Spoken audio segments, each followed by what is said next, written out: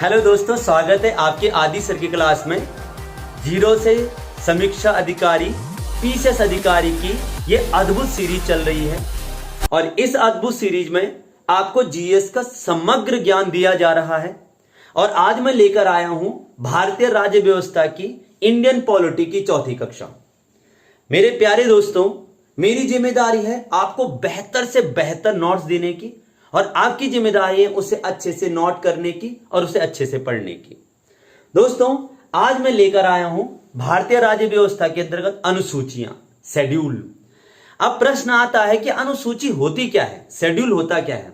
दोस्तों, जैसे हमारा कॉन्स्टिट्यूशन है, हमारा संविधान है, हमारे संविधान में अनुसूचियां संविधान का ही एक भाग है। Schedule is a part of the constitution.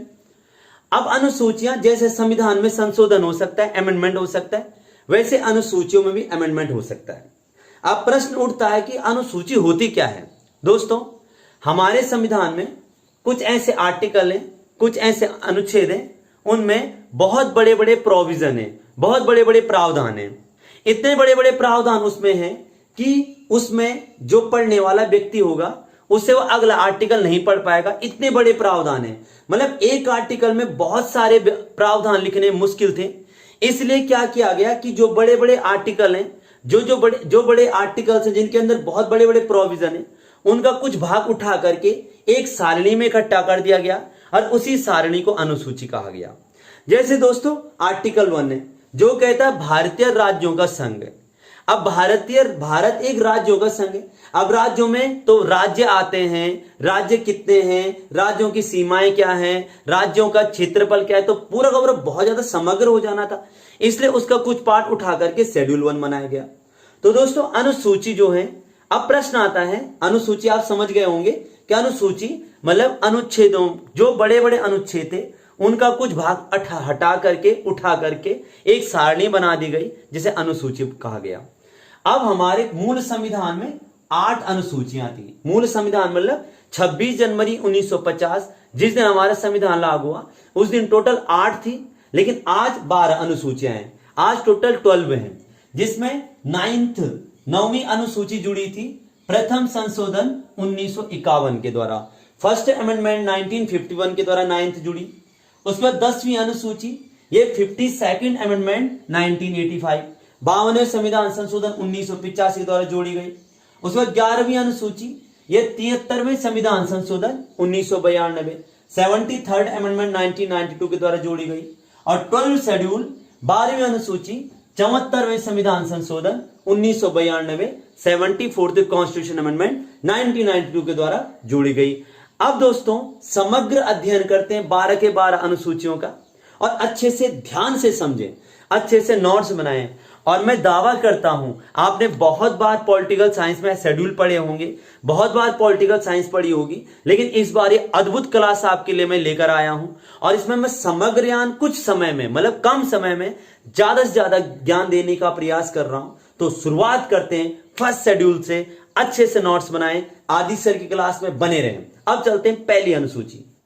तो दोस्तों, पहली अनुसूची फर्स्ट शेड्यूल है, वह आर्टिकल 1 एवं आर्टिकल 4 से रिलेटेड है। अनुच्छेद 1 एवं अनुच्छेद 4 जो है उससे संबंधित है अनुसूची फर्स्ट। इसमें भारत के राज्य व संघ शासित प्रदेश, Indian state and UT, Bharat में कितने राज्य हैं, कितने संघ शासित प्रदेश हैं, यूटी कितने हैं, उनके नाम, उनकी सीमाएं एवं उनका न्यायिक क्षेत्र, उनके नाम, name, borders and judiciary areas, वहां पर उनका न्यायालय कहां पर स्थित है, ये सब जो है शेड्यूल फर्स्ट के अंतर्गत उल्लेखित है। अनुसूची पहली जो है उसमें राज्यों के बारे में, संघ शासित प्रदेश मतलब यूटी केंद्र शासित प्रदेशों के बारे में, उनके नाम, उनकी सीमाएं एवं इसके साथ साथ उनका न्यायिक क्षेत्र कि किस राज्य का कोर्ट कहां पर स्थित है, इस तरह से ये सब शेड्यूल फर्स्ट में उल्लेखित है। दोस्तों, अगला है सेकंड शेड्यूल, दूसरी अनुसूची। अब ये है दूसरी अनुसूची है सैलरी एंड अलाउंसेस, वेतन एवं भत्ते।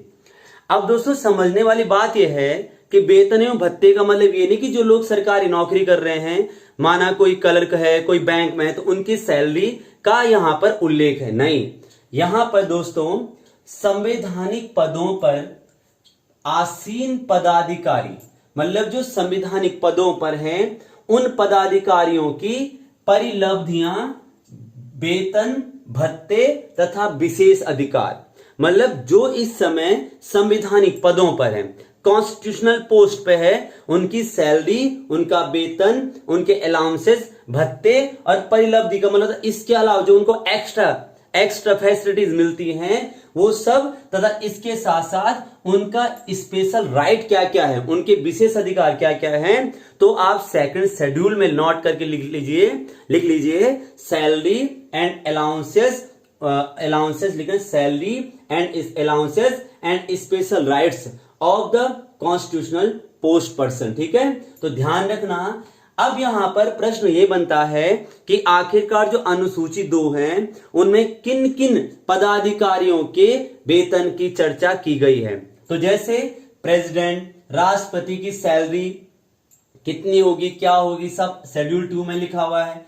गवर्नर, राज्यपाल, लोकसभा का अध्यक्ष एवं उपाध्यक्ष, लोकसभा स्पीकर, डिप्टी स्पीकर, उसके बाद राज्यसभा का सभापति, उपसभापति, Rajya Sabha chairman and vice chairman. अब दोस्तों आपको पता होगा कि राज्यसभा का सभापति उपराष्ट्रपति होता है, लेकिन सैलरी वो किसके रूप में लेता है, सभापति के रूप में लेता है। इसलिए राज्यसभा का सभापति, उपसभापति और सीएजी कैग, जिसे महालेखा नियंत्रक परीक्षक कहते हैं, सीएजी। इसके अलावा विधानसभा का अध्यक्ष और उपाध्यक्ष, जो राज्यों में विधानसभाएं होती हैं, assembly speaker and deputy speaker. इसके साथ साथ विधान परिषद में सभापति, उपसभापति, legislative council chairman and vice chairman.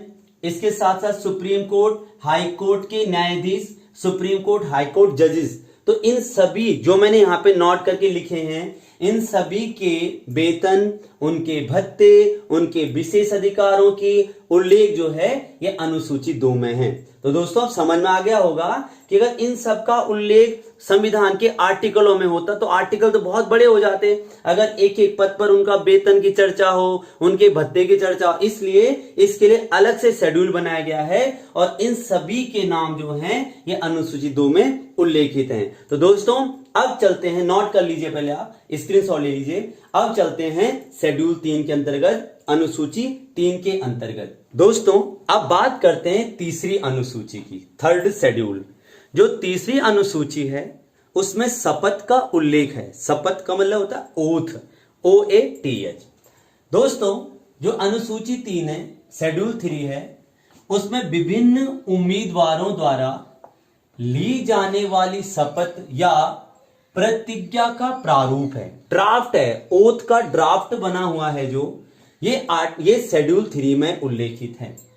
दोस्तों अब ये सवाल उठता है कि आखिरकार अनुसूची 3 के अंतर्गत कौन कौन शपथ लेता है। तो सबसे पहले संसद व विधानमंडल के उम्मीदवार व सदस्य। संसद जो केंद्र में होता है, विधानमंडल जो राज्य में होता है। भारत में केवल 6 राज्य हैं जहां विधानमंडल है, लेजिस्लेचर काउंसिल है। विधानमंडल मतलब जहां पर 2 सदन हैं, एक तो विधानसभा, एक विधान परिषद, असेंबली, काउंसिल। केवल 6 ही राज्य हैं जहां विधानमंडल है, बाकी सभी राज्यों में एक ही सदन है, वो विधानसभा है। अब आप कमेंट बॉक्स पे जाइए और लिखिए कौन कौन से 6 राज्य हैं जहां विधानमंडल है। अब दोस्तों संसद हो या विधानमंडल हो, उनके चाहे उम्मीदवार हो या उनके सदस्य हो। जैसे माना कि मैं लोकसभा सांसद का चुनाव लड़ना चाहता हूं, मेंबर ऑफ पार्लियामेंट का, लोकसभा मतलब यहां पर लिखा ना संसद का उम्मीदवार या सदस्य। और मैं अगर चुनाव लड़ना चाहता हूं तो चुनाव लड़ते समय भी मुझे शपथ लेनी पड़ती है उम्मीदवार के रूप में, और जब मैं चुनाव जीत जाता हूं तब मैं शपथ लेता हूं एज ए मेंबर। तो उम्मीदवार भी शपथ लेता है और मेंबर भी शपथ लेता है। इसलिए मैंने लिखा है चाहे संसद हो, चाहे संसद में 2 सदन लोकसभा राज्यसभा हो, चाहे विधानमंडल में 2 सदन विधानसभा या विधान परिषद हो, parliament Lok Sabha Rajya Sabha, legislature council में असेंबली और काउंसिल, इसके चाहे वो उम्मीदवार जिन्होंने चुनाव लड़ा हो या वहां के मेंबर हो, ये सब शपथ लेते हैं इसके आधार पे। इसके अलावा संघ व राज्य के मंत्री, अब जो संघ का मतलब सेंटर में मिनिस्टर होते हैं और एक राज्य में मंत्री होते हैं, तो वो भी शेड्यूल 3 के अंतर्गत शपथ लेते हैं। अगला है सुप्रीम कोर्ट, हाई कोर्ट के जज। जो सुप्रीम कोर्ट के जज होते हैं, जो हाई कोर्ट के जज होते हैं, वो भी शेड्यूल 3 के अंतर्गत शपथ लेते हैं। अब दोस्तों यहां पर मैंने लिखा है संघ व राज्य के मंत्री। अब जो शपथ लेते हैं मंत्री लोग, जो शपथ लेते हैं वो पद एवं गोपनीयता की शपथ लेते हैं। जो उनका पद होता है वो गोपनीय रखा जाता है। मतलब कैसे, माना कि मैं शिक्षा मंत्री बन रहा हूं, तो जब मैं शपथ लूंगा तो मैं मंत्री विभाग का शपथ नहीं लूंगा, मैं मंत्री पद के रूप में शपथ लूंगा, लेकिन मैं विभागीय मंत्री के रूप में शपथ नहीं लूंगा। मतलब मैं ऐसा शपथ नहीं लूंगा कि मैं शिक्षा मंत्री के रूप में शपथ ले रहा हूं। ठीक है दोस्तों, तो ये पद एवं गोपनीयता की शपथ लेते हैं मंत्री लोग। अब यहां पर सवाल ये उठता है कि ऐसे कौन से पद हैं जो अनुसूची 3 के अंतर्गत शपथ नहीं लेते हैं, जिसमें सबसे पहले मैंने लिखा है राष्ट्रपति, प्रेसिडेंट। जो हमारे संविधान में आर्टिकल 60 है उसके आधार पर राष्ट्रपति शपथ लेते हैं। मतलब राष्ट्रपति का जो शपथ का प्रारूप है वो शेड्यूल 3 में नहीं है, जो ड्राफ्ट है वो शेड्यूल 3 में नहीं है। वाइस प्रेसिडेंट ये 69 के अंतर्गत शपथ लेते हैं। गवर्नर ये 159 के अंतर्गत शपथ लेते हैं। अब दोस्तों आप ऐसे में भी आज कर सकते हो, राज्यपाल 5 और 1 5 9, 5 और 1 6 और 9, तो देखो 6 और 9 ये उपराष्ट्रपति हो गया और 6 और 0 आपका राष्ट्रपति हो गया। तो 60 राष्ट्रपति, उपराष्ट्रपति 69, राज्यपाल 159। मतलब प्रेसिडेंट 60, वाइस प्रेसिडेंट 69 और गवर्नर 159 के अंतर्गत शपथ लेते हैं। उनके शपथ का प्रारूप हमारे शेड्यूल 3 में नहीं आता है, ये ध्यान रखना। अनुसूची 3 जहां पे शपथ का प्रारूप है, प्रतिज्ञा का प्रारूप है, जब मैं आपको राष्ट्रपति पढ़ाऊंगा तो बताऊंगी राष्ट्रपति किसकी शपथ लेते हैं। राष्ट्रपति अनुसूची 3 के अंतर्गत शपथ नहीं लेते हैं। अब चलते हैं दोस्तों चौथे शेड्यूल की ओर कि चौथे अनुसूची में क्या है। तो दोस्तों अब जो अनुसूची 4 है, जो शेड्यूल 4 है, उसमें राज्यसभा में विभिन्न राज्यों एवं केंद्र शासित प्रदेशों के लिए सीटों का आवंटन। जो राज्यसभा में सीटों का आवंटन है दोस्तों, हमारे संसद में, पार्लियामेंट में 2 हाउस है, एक लोकसभा एक राज्यसभा। लोकसभा आता है 81 में, तो राज्यसभा आता है 80 में। अब दोस्तों राज्यसभा है उसमें इस समय प्रेजेंट में 245 मेंबर्स हैं, टोटल 245 सदस्य हैं और 245 में से 233 मेंबर्स ऐसे होते हैं जिनमें इलेक्शन होता है। 233 सदस्यों का चुनाव होता है, लेकिन जो 12 सदस्य होते हैं उनका चुनाव नहीं होता है, बल्कि वो नॉमिनेट होते हैं, वो मनोनीत होते हैं राष्ट्रपति के द्वारा। राष्ट्रपति president nominate 12 members in the Rajya Sabha. राष्ट्रपति 12 सदस्यों को राज्यसभा में मनोनीत करता है और वो भी मंत्री परिषद की सलाह पे करता है with the advice of council of ministers. अब दोस्तों जो 233 सीटें राज्यसभा में हैं, टोटल सीटें हैं, अब कितनी राज्य के लिए कितनी सीटें होनी चाहिए, ये कितने केंद्र शासित प्रदेश के लिए कितनी सीटें, कौन कौन से केंद्र शासित प्रदेश ऐसे जहां पर राज्यसभा सीट है, आप कमेंट बॉक्स पे लिखिए कौन कौन से केंद्र शासित प्रदेश है। अब किस केंद्र शासित प्रदेश में कितनी सीटें या किस राज्य में कितनी सीटें होनी चाहिए, इन सब का आवंटन जो है ये अनुसूची 4 में उल्लेखित है। तो आप ये समझ सकते हैं राज्यसभा में सीटों का आवंटन जो है, एलोकेशन सीट्स इन राज्यसभा जो है वो शेड्यूल 4 में है। अब दोस्तों वर्तमान में राज्यसभा सीटों का निर्धारण जनसंख्या के आधार पर किया जाता है। हमारे देश में आनुपातिक प्रतिनिधित्व के आधार पर, प्रोपोर्शनल पॉलिसी के आधार पर सीटों का आवंटन किया गया राज्यसभा में कि भाई जैसे उत्तर प्रदेश है वहां पे ज्यादा जनसंख्या है तो वहां पे ज्यादा सीट है, वहां पे टोटल 31 सीट है, 31 सीटें, तो उसी के आधार पे उत्तर प्रदेश में सीटों का आवंटन किया गया। सबसे ज्यादा उत्तर प्रदेश में, उसके बाद महाराष्ट्र में।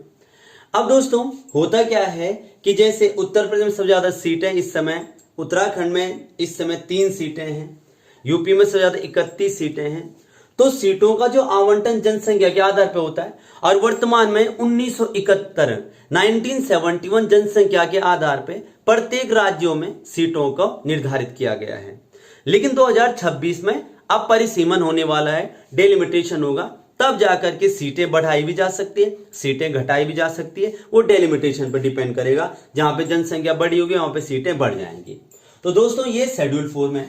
उसके बाद शेड्यूल 5 अनुसूची 5, इसमें एडमिनिस्ट्रेशन प्रशासन, अनुसूचित जाति एवं जनजातीय क्षेत्रों के प्रशासन एवं नियंत्रण का उपबंध, मतलब SC ST areas, SC and tribal areas administration provision जो है, ये आपका 5वीं अनुसूची में है। अब ये 5वीं अनुसूची में असम, मेघालय, मिजोरम और त्रिपुरा को छोड़कर जहां पर भी SC एरिया है, जहां पर भी ट्राइबल एरियाज है, वहां पर कैसे प्रशासन होना चाहिए, कैसे उसका नियंत्रण होना चाहिए, ये सब शेड्यूल 5 के अंतर्गत उल्लेखित है। अनुसूची 5 में ये हमारे आर्टिकल 244 अनुच्छेद 244 पर आधारित है, आर्टिकल 244 पर आधारित है और उसी के आधारित अनुसूची 5 का निर्माण किया गया। उसके बाद शेड्यूल 6 है, बहुत इंपॉर्टेंट है दोस्तों, अनुसूची 6। ये असम, मेघालय, मिजोरम, त्रिपुरा, भारत के नॉर्थ ईस्ट के जो 4 राज्य हैं वहां के ट्राइबल एरिया जो हैं, जनजाति क्षेत्रों का प्रशासन व नियंत्रण से संबंधित है। वहां पे जो ट्राइबल एरियाज है उनका एडमिनिस्ट्रेशन एंड कंट्रोल से रिलेटेड जो है ये 6 शेड्यूल है। Assam, Meghalaya, Mizoram, Tripura, tribal areas administration and control, ये हमारे 6 शेड्यूल में आता है।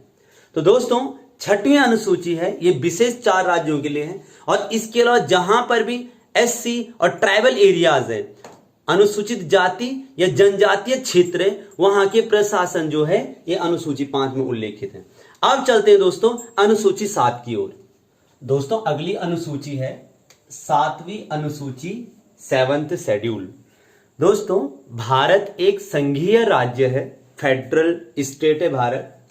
फेडरल स्टेट है जिसमें कि केंद्र में एक सरकार होती है और राज्य में एक सरकार होती है, और उस केंद्र की सरकार में और राज्य की सरकार में आपस में कोई विवाद ना हो, आपस में कोई समस्या ना हो, इसलिए दोनों को अलग अलग प्रकार के कानून बनाने की शक्तियां प्राप्त हैं।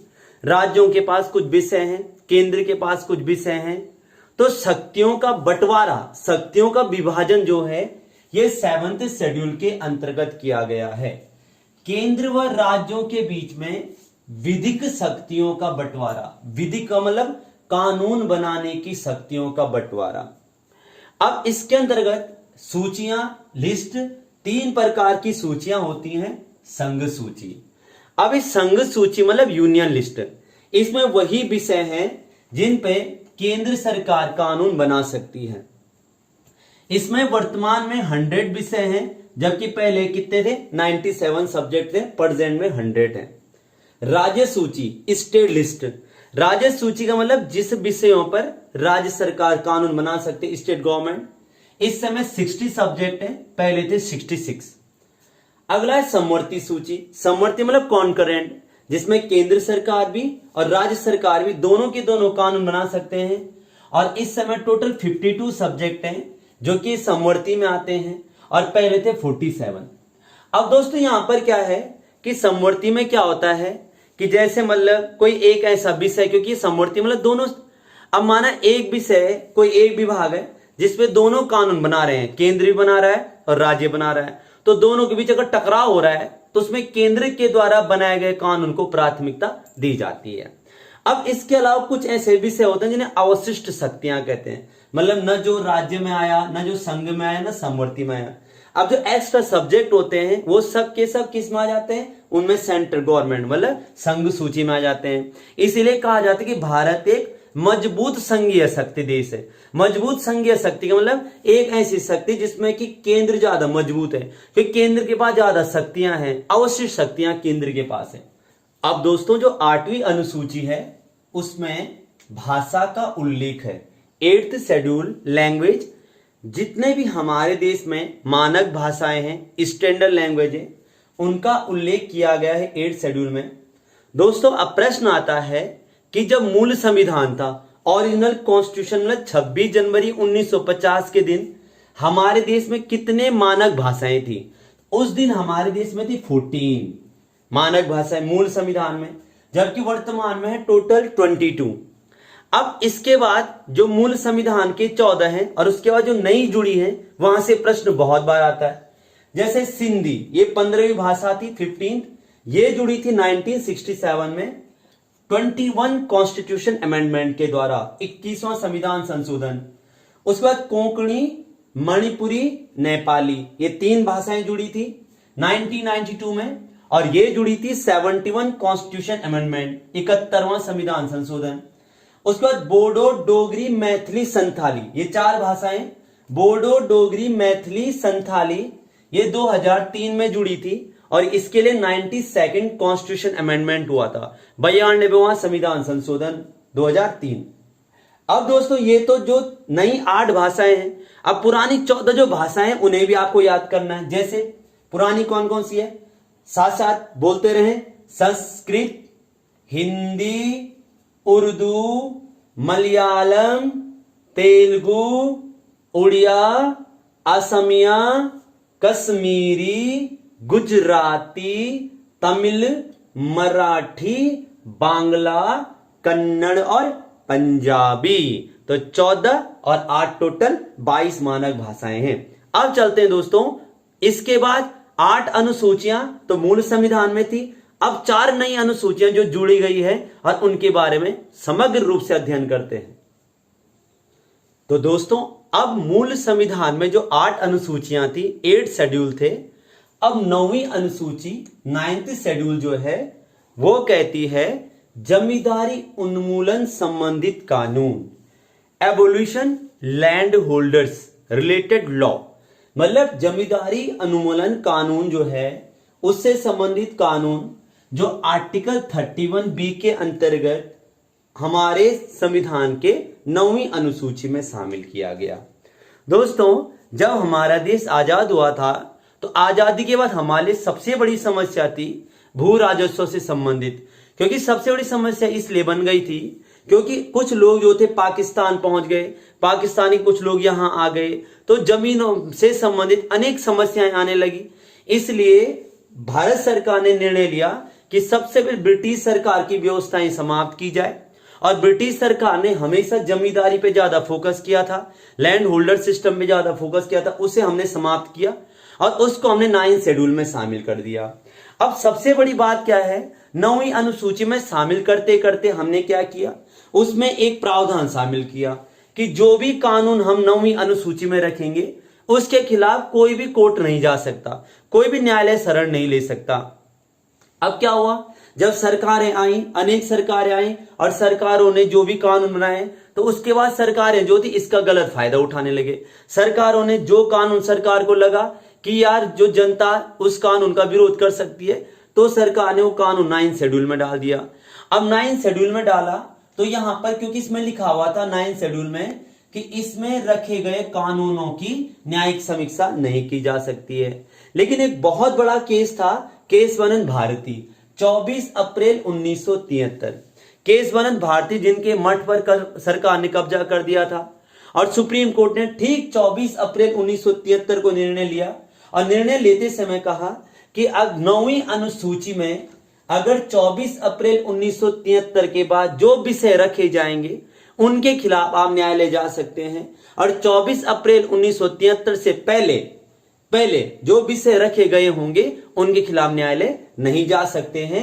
तो ये 9वीं अनुसूची बहुत महत्वपूर्ण है, ये डेट याद रखना, 24 अप्रैल 1973 केशवानंद भारती बनाम भारत सरकार का एक निर्णय आया था कोर्ट का, जिसमें यह कहा गया था कि इसके बाद जो भी शामिल होंगे कानून उसके खिलाफ न्यायालय जा सकते हैं। अगली अनुसूची है 10वीं अनुसूची। अब दोस्तों सबसे बड़ी समस्या क्या आई कि नेता चुनकर कभी एक पार्टी में कभी दूसरी पार्टी में, इसलिए दल बदल एंटी डिटेंशन लॉ लाया गया, और ये आपका 52वें संविधान संशोधन 1985 के द्वारा जोड़ा गया, 52nd अमेंडमेंट 1985। दोस्तों मैं आपको दल बदल बहुत डीपली समझाऊंगा, बहुत अच्छे समझाऊंगा, क्योंकि अभी क्या इसके लिए बहुत बड़ा एक टॉपिक है, इसे अच्छे से समझेंगे। तो अब हम चलते हैं 11वीं अनुसूची के अंतर्गत क्या प्रावधान है, और 2 और 12वीं, उसके बाद 12वीं अनुसूची में क्या क्या जोड़ा गया है। दोस्तों 11वीं अनुसूची 11th शेड्यूल जो है पंचायती राज जिसे 73rd कॉन्स्टिट्यूशन अमेंडमेंट 1992 73वें संविधान संशोधन 1992 के द्वारा जोड़ा गया था। इसमें 243 आर्टिकल से लेकर 243 ओ तक इसका उल्लेख है और इसमें टोटल 29 सब्जेक्ट हैं। 29 विषयों पर पंचायतों में कानून बनाया जा सकता है और ये हमारे कॉन्स्टिट्यूशन के भाग 9 के अंतर्गत आता है।